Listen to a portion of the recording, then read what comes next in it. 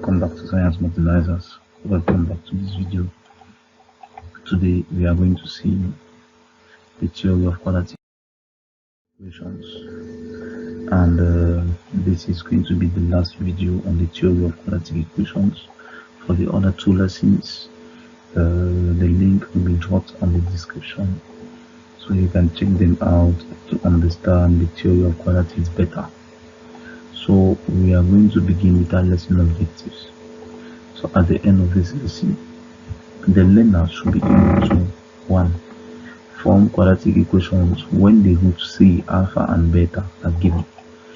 Second point, find the equation of the line of symmetry of a quadratic equation.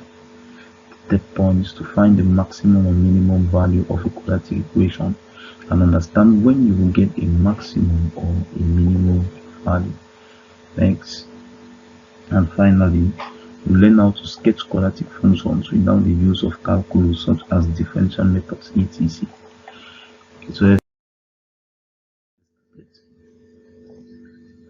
so in the last lesson, we saw the relationship between the roots and the coefficients of the quadratic equations. Now we want to learn how to form a quadratic equation when the roots say alpha and beta are given. Now let's have a brief recall of the previous lesson. So if you have a quadratic equation of the form ax squared plus bx plus c, where alpha and beta, or let the roots where the roots of the equation are c, alpha and beta, then we saw that one of the roots can be equal to alpha, which is negative b plus the square root of b squared minus 4ac on 2a, and the other root can be given as negative b minus the square root of b squared minus 4ac, all of that on 2a. So solving this quadratic equation by the method of completing the square yield us to x is equal to negative b plus or minus the square root of b squared minus 4ac, all of this on 2a.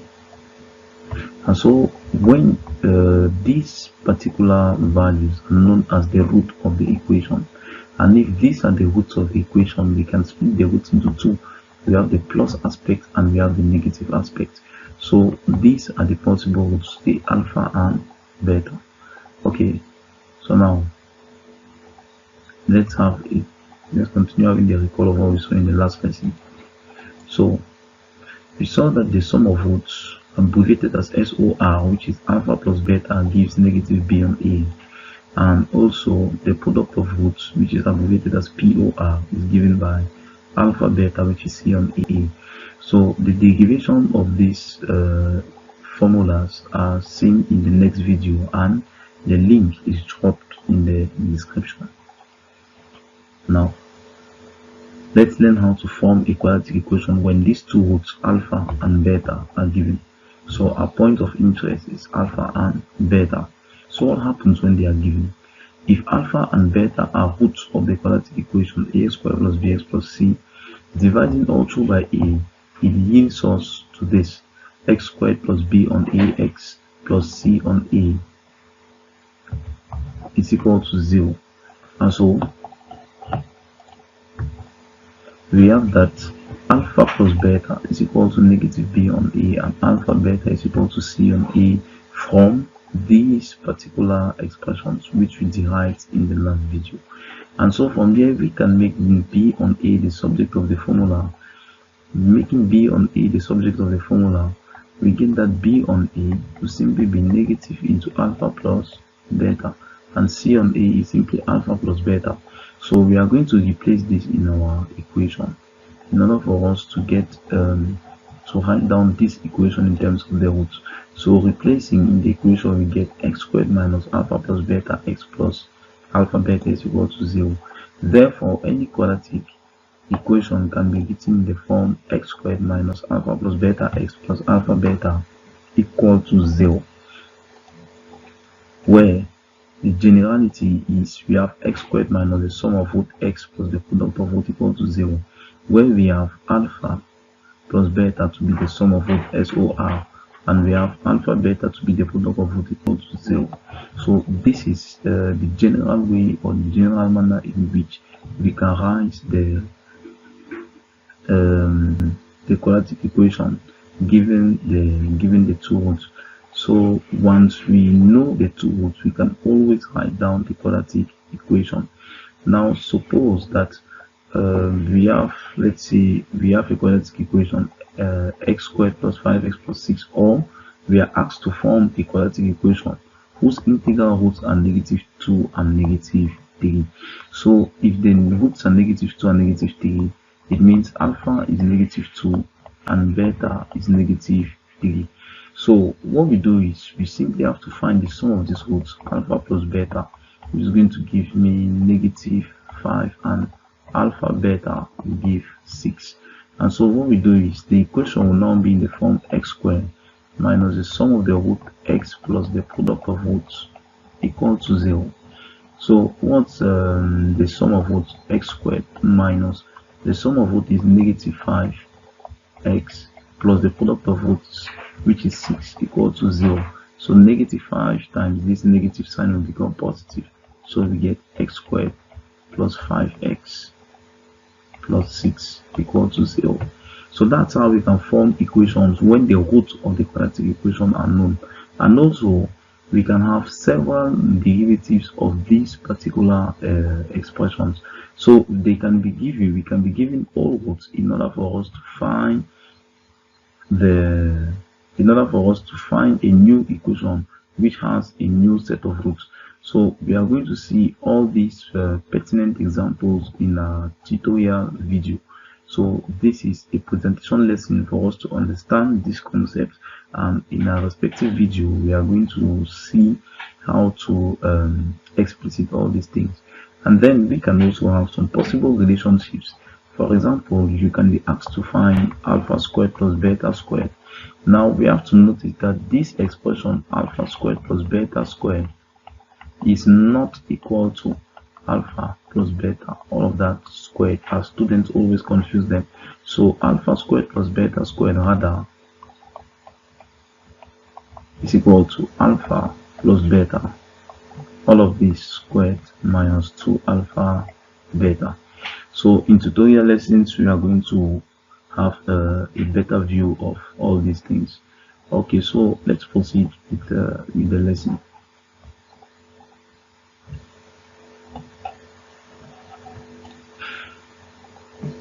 Now, if we complete the squares of the equation of the quadratic expression, rather ax squared plus bx plus c, we can obtain the following properties: 1, the equation of the line of symmetry, and 2, the maximum and minimum value. And the maximum and minimum value depends on the coefficient of x squared. So we are going to see the cases. If we complete the squares of this expression, we get a into x plus b on 2a, all of that squared, plus 4ac minus b squared on 4a squared.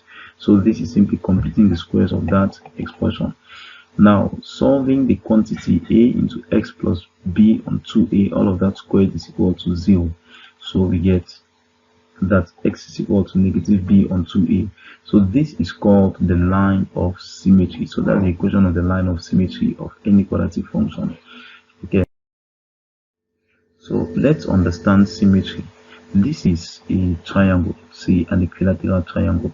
Now we are going to draw the respective lines of symmetry. A line of symmetry is a line which divides a figure into two equal parts. So this is the first line of symmetry which we can have, which divides our triangles into two equal halves, say 1 and 2.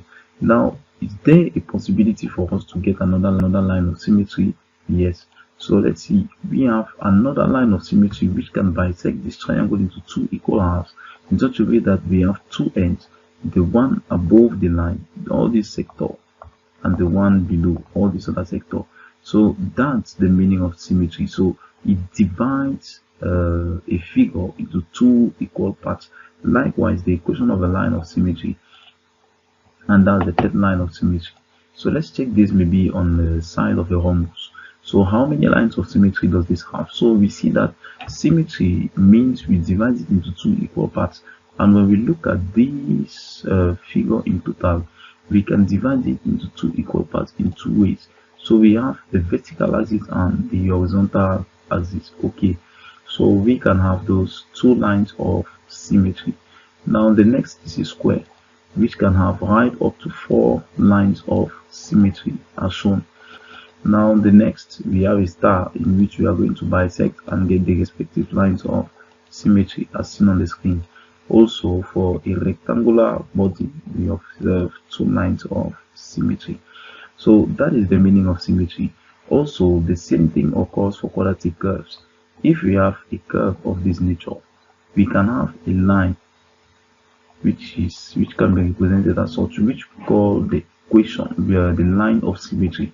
The line of symmetry divides this curve into two equal halves, and so all the properties on one side of this curve will repeat themselves on the other side of this curve. So that's how it functions. So let's proceed. So let's get the view of the maximum and minimum value. Now the quantity 4ac minus b squared divided by 4a is a maximum or a minimum value, and there are cases where this can be a maximum or a minimum value. Now notice that if a is negative, then the quantity 4ac minus b squared on 4a squared is a maximum value. Let's take a case of negative x squared plus 5x plus 6. So this curve is going to be of this nature. A is the coefficient of x squared, so long as it is negative, you are always going to get a maximum value. Otherwise, if it is positive, we are instead going to observe a minimum value. Let's say x squared plus 5x plus 6. If it's negative, we are going to observe a minimum value. Okay.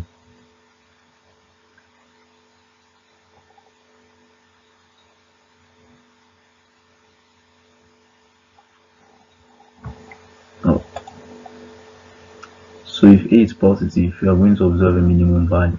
So can we actually prove this statement? Yes. So we are going to consider the quadratic expression. So we are going to suppose that x belongs to the set of real numbers, and that the discriminant of the expression ax squared plus bx plus c is greater than or equal to 0. So I'm going to let y to be equal to ax squared plus bx plus c. Simply rearranging the equation, we get ax squared plus bx plus c minus y equal to 0. Now, if you want to write this in terms of the integral coefficients, a is a, b remains b, that's the coefficient of x, and the constant term here is c minus y.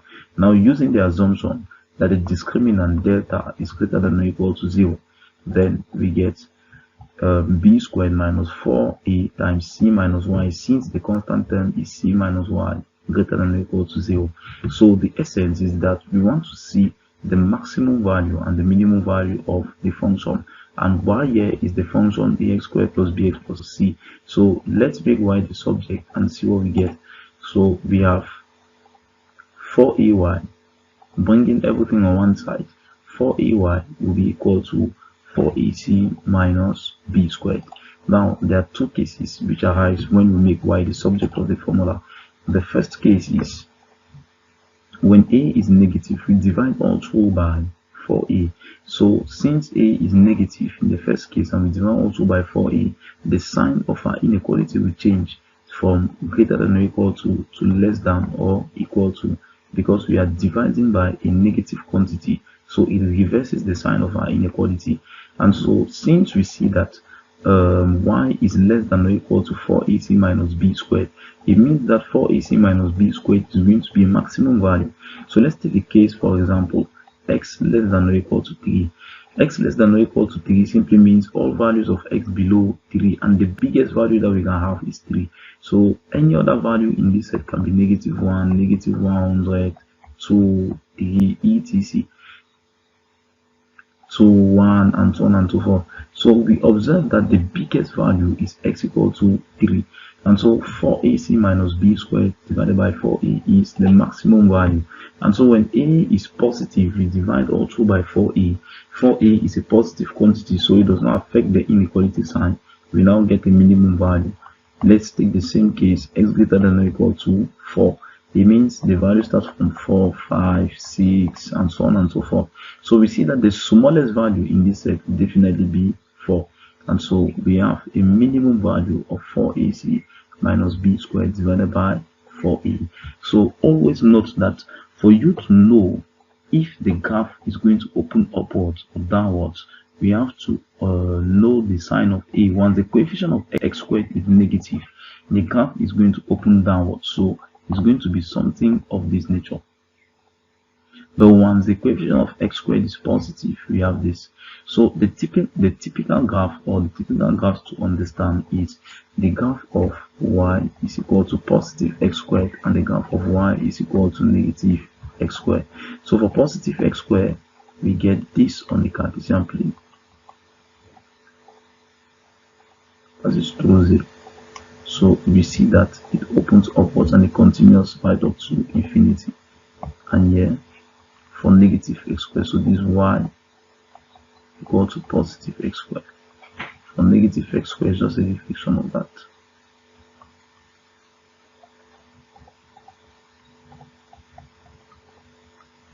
So that's it.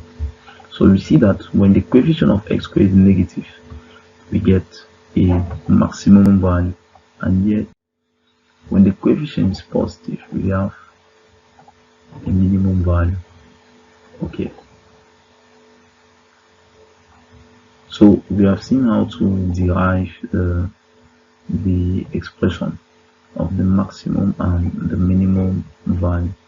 Now let's see what this can apply to. So therefore, this can lead us to the following conclusion: that the maximum value of a quadratic expression ax squared plus bx plus c is 4ac minus b squared 4e for a negative, and the minimum value is 4ac minus b squared 4e for a positive. Now let's see graphing quadratics. To graph a quadratic, the following steps are used. The first, we find the line of symmetry. The second point, we obtain the y-coordinate of the line of symmetry. Note the name of this point is generally called the vertex, so we call that the vertex of the parabola. So the next is we represent the points on the Cartesian plane. So generally, if f of x is equal to ax squared plus bx plus c, which can be written in the form a into x minus h all of that squared plus k, that is completing the squares of the expression, where the point h and k is what we call the coordinate of the vertex. Also, we can calculate h and k as seen on the screen, where h is actually the point, the x coordinate of the line of symmetry, and k is the maximum value or the minimum value. And so we have to determine if the graph opens up or opens down by simply verifying the coefficient of x squared. Now if a is negative, the graph opens downwards, so this is a picture of it. So what we observe here is, since a is negative, we have a maximum value, and so our graph is going to open downwards. As you are seeing, it is opening downwards.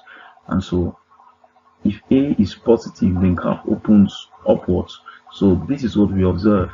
So a in this case is positive, and so the graph opens upwards.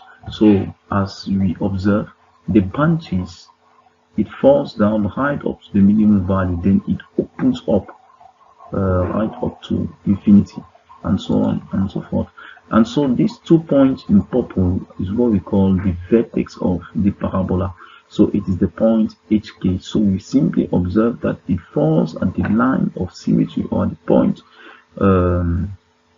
hk, where h is what we call the line of symmetry, and the minimum value of the parabola, that is the y coordinate. Now, in order for us to simplify the sketching, it is always advisable for us to choose 2 points, be it to the right or to the left, to the right and to the left of our vertex. So that is a simple way to do this. So we are going to do a practical example on a blackboard. Okay, so let's take a practical example where we are going to sketch a quadratic function. So we are going to want to sketch the quadratic function f of x is equal to, say, 5x squared plus 12x plus 4. Now what we get here is this is the function y, and so we have to represent this on a Cartesian plane. Now the very first thing to do, as seen in the presentation, is that we have to start by writing down the equation of the line of symmetry. Now the equation of the line of symmetry, that's step 1, is given by x is equal to negative b divided by 2a. Now negative b we get from the equation that from the quadratic, that we get from here that a is equal to 5, comma, b is equal to 12, and c is equal to 4. And so negative b on 2a will mean x will be equal to negative 12 divided by 2 into 5, and this will simply be equal to, we have negative 12 on 10 is going to be negative 1.2, in which in fractional form 2 can actually simplify. That will be negative 6 on 5. Now, in order for us to get the y coordinate of this point, the first thing we do is, so let's first of all begin by drawing down our Cartesian plane. So let's go below. We'll draw our Cartesian plane somewhere here. Okay. Then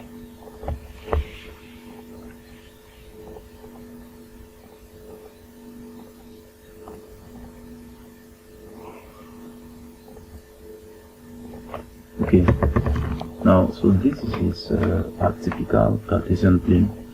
Now let us label our axis. I'll call this the x-axis, and that's our y-axis. Now the very first point was x is equal to negative b on 2a, which is negative 1.2, so that's negative 6 on 5. So that's the line of symmetry.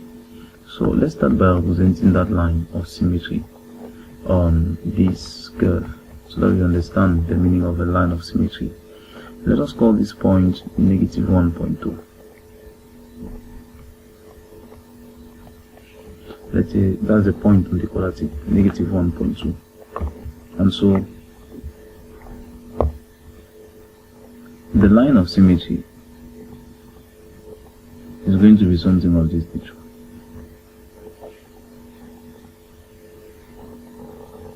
I'm going to use dotted lines so it's not straight.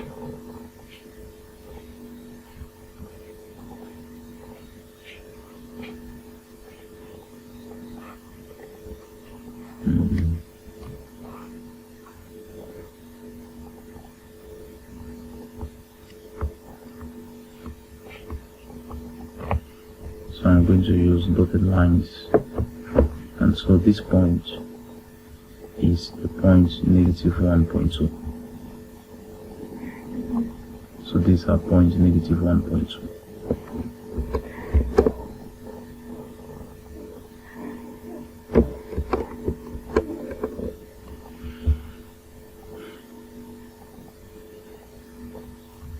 Okay.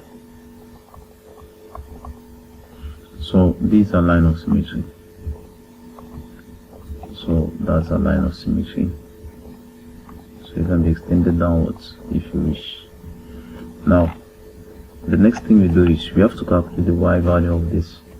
Now you can either use the formula of the maximum or the minimum value, or you simply replace negative 1.2 in a quadratic.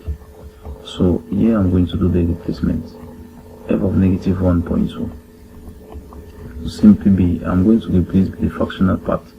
So that will be 5 into negative 6 on 5, all of that squared, plus 12 into negative 6 on 5 plus 4. And so the value negative 6 squared is positive 36. So let's get the exact value of that expression. So we have 36 divided by 5 times 5. So 36 divided by 25. All of that should be times 5. That will be minus 12 times 6 divided by 5, then plus 4. It gives negative 3.2. So this gives negative 3.2, in which in a fractional part is going to give negative 1405.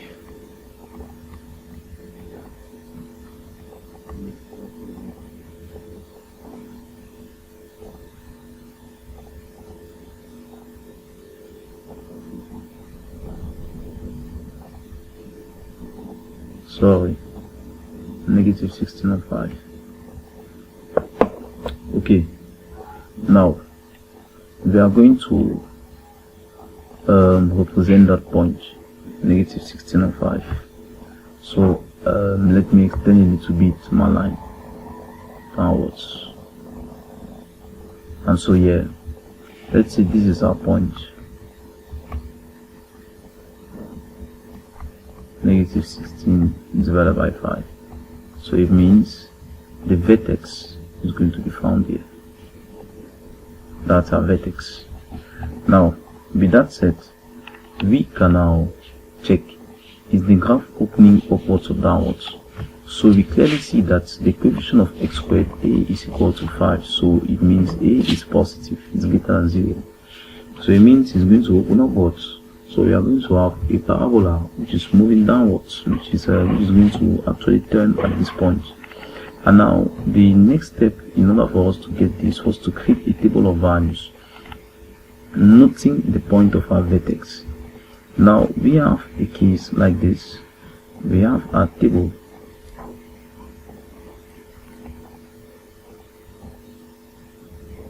Let's say we have a table where we can have two, we can simply split it into two columns. Here we can have x, and here we can have f of x. So the very first value which you have to take into consideration is negative 1.2. That's the vertex. Take any other value above, any other value above. So if you take any other value above and you take any other value below, you can be able to compute this y value. So here we have negative 6 on 5, so negative 16 on 5.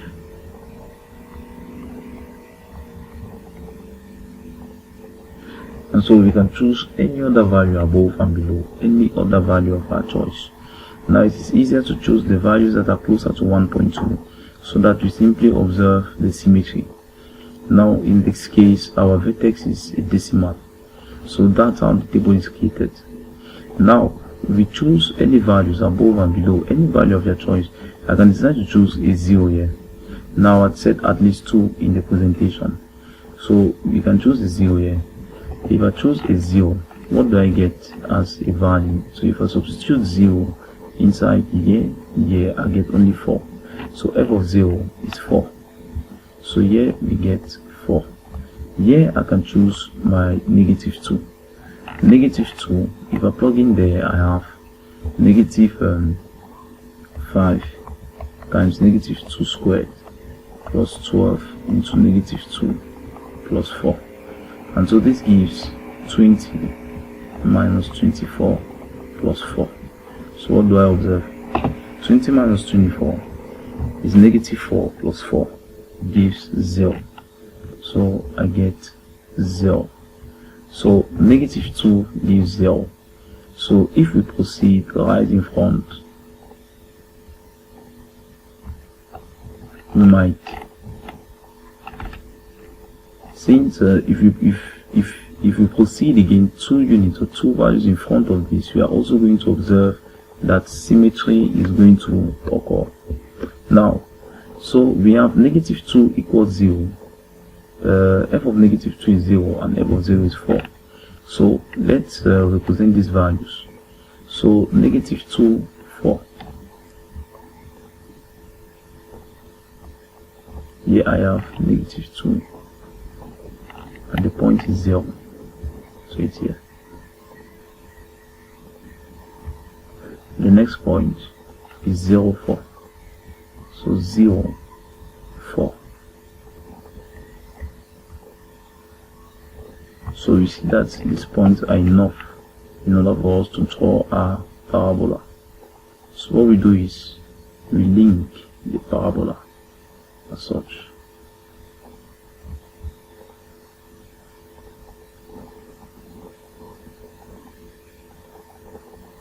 So we'll continue like that right up to infinity, and this side will continue right up to infinity.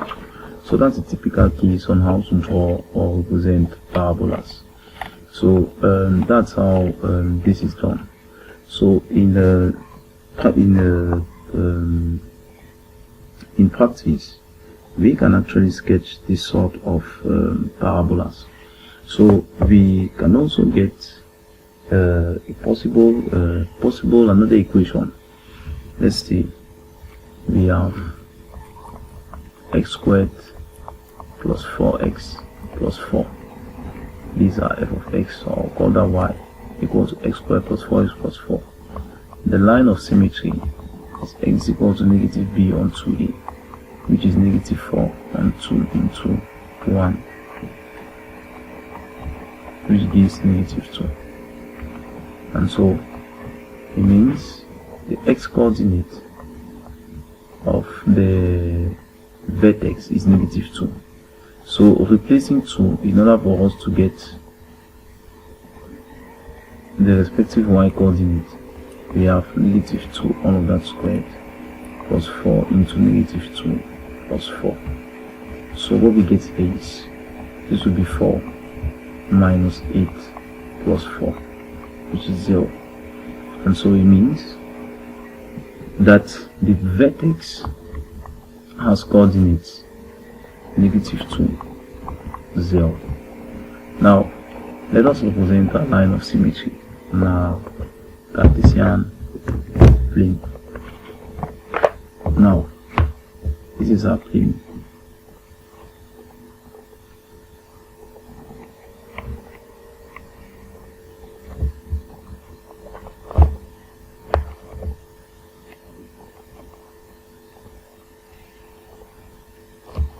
So this is our Cartesian plane.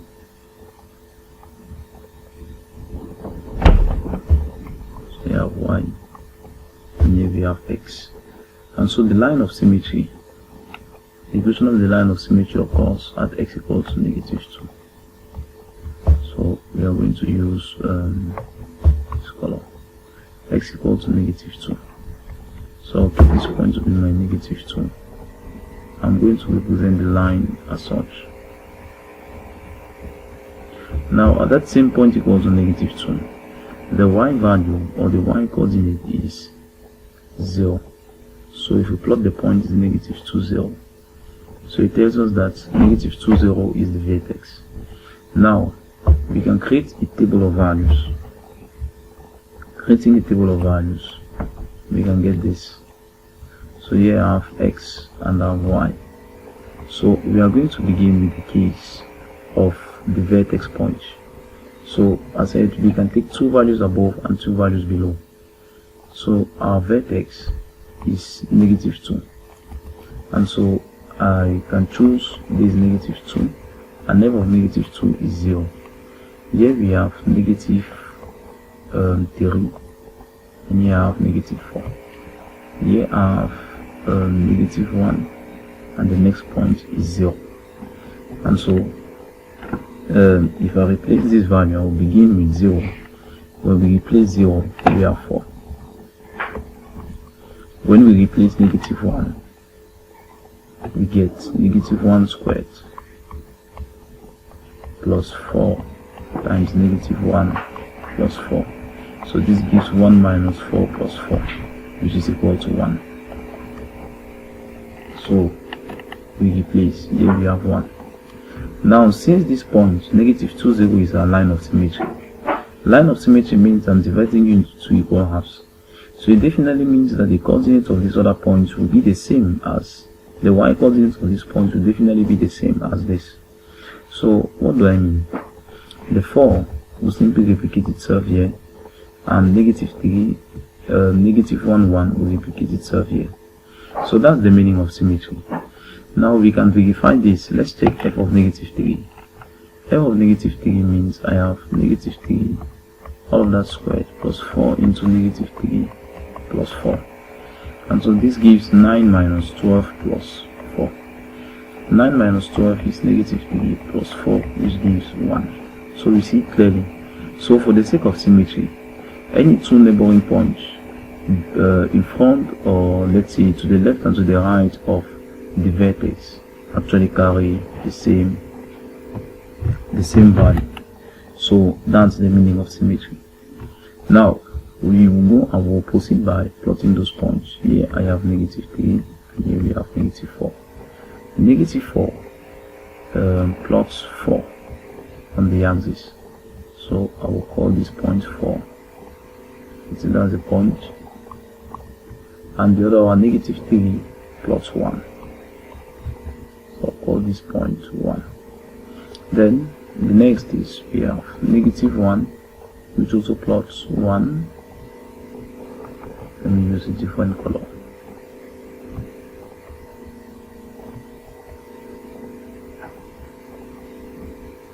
And then 1, that's 0, plots 4.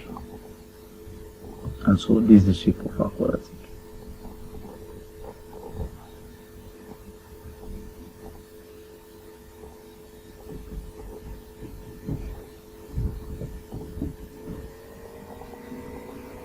So it continues right up to infinity.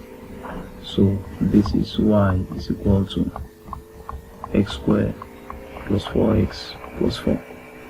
Now let's take a last case where we can observe opening downwards. So we are going to have the quadratic y, or let's say we have f of x is equal to -x squared minus 4x plus 4. Now the line of symmetry is given by x is equal to -b divided by 2a, which is negative into -4 divided by 2 into -1, which gives me 4 divided by 2, which is 2. So which gives 4 divided by -2, which is -2. And so we now get the y coordinate, that's f of -2. So f of -2 will be given by negative into -2, all of that squared, minus 4 into -2 plus 4. So this gives -4 plus 8 plus 4, which is equal to 8. So it means the coordinate of our vertex V is -2, 8. Now let's get our Cartesian plane. Okay.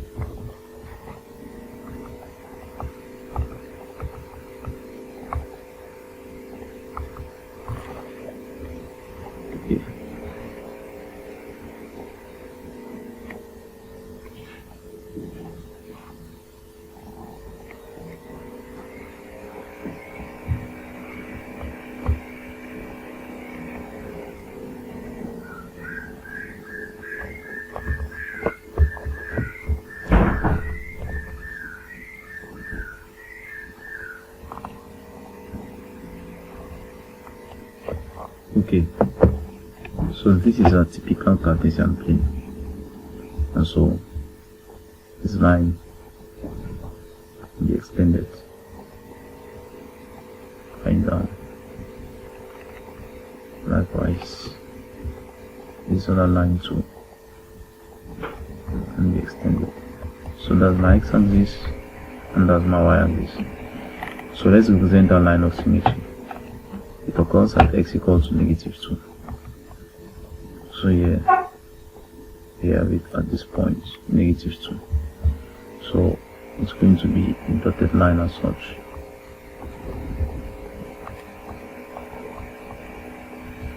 that's x equal to -2.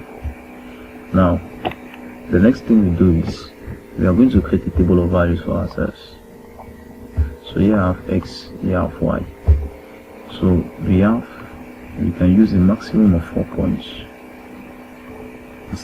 in the presentation. Now the very first point we take into consideration is our vertex, that's -2, and the y coordinate of the vertex is 8. So below we just take -1, sorry, -3, -4, and here we get -1 and the point 0. So beginning with 0 will simply give us +4, and -1 will give negative into -1 squared minus 4 into -1 plus 4, and so this gives -1 plus 4 plus 4, so that's 7. So this point is 7. Now it means, for the sake of symmetry, this point will be 7 and this point will be 4. Now let's now represent those points on this curve. Now we have the points right up to -4, and here get the point -3. Here we have -1 and we have 0. Now 0 plus 4, so I'll represent my 4 here. 0 plus 4. Next, -1 plus 0. -1, 0 is this. Then -3, -2 plus 8.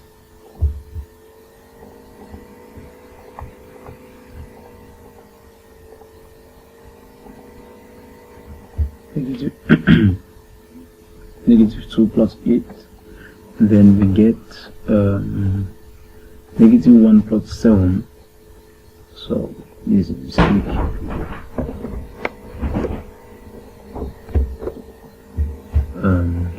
This is a mistake, please.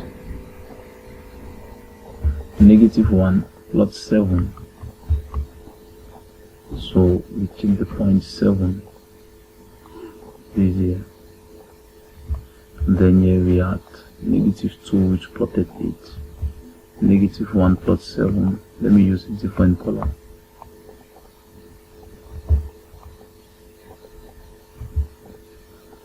Zero plotted 4. Here is the point 7. So -1 plotted 7. -3 still plot 7, and -4 plot 4.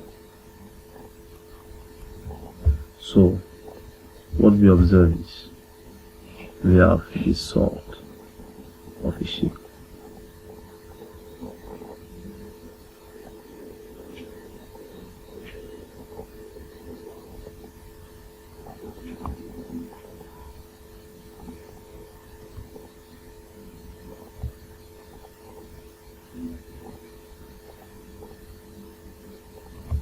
Okay. So that's the point.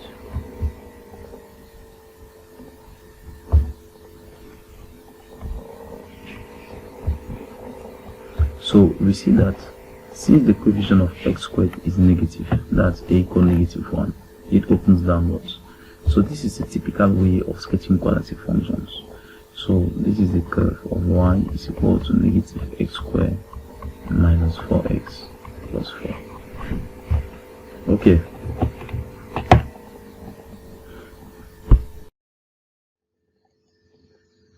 And so this brings us to the end of this video, and brings us to the end of the lesson, the theory of quadratic equations. And thanks very much for watching. And also in the next video session, we are going to see tutorials on quadratics on everything that we have done. So please do not forget to like, share and subscribe to our channel. See you in the next video. Stay tuned.